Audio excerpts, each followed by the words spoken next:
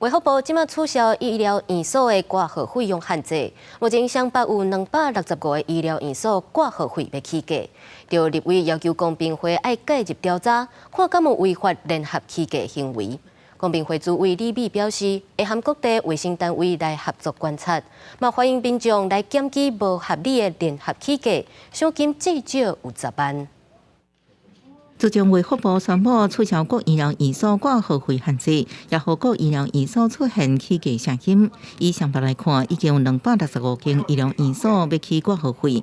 立委关心未来是不是引起全国医疗挂号费全面拢起，甚至合议起来，要求公平会小组风扇进行调查。所以公平会被查不？我们会去了解这些涨价的情形哈，共同和。 要一起涨，要涨多少？这个在公平法绝对不允许。有立委指出，就惊公平会无妥善调查，会出现破汤理论，加速全台挂号费拢起。公平会回应各医疗院所起价原因真济，有的是因应政药成本，或者是人事成本加经营成本来做调挂号费，都是属于市场机制。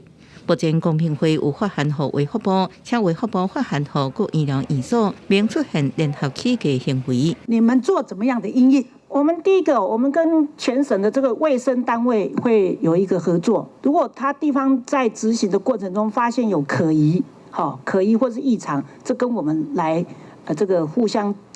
资讯交换之后，我们会进入了解。讲好了，我就一起涨个50块，涨个100块，这样子是这个就叫联合涨价了。所以我们看它是不是同一个科别，它的地理区域，它是不是关系企业？公平会表示，目前除了甲卫生单位斗阵合作，因为挂号费是公开透明资讯，为网络顶悬就应查到信息。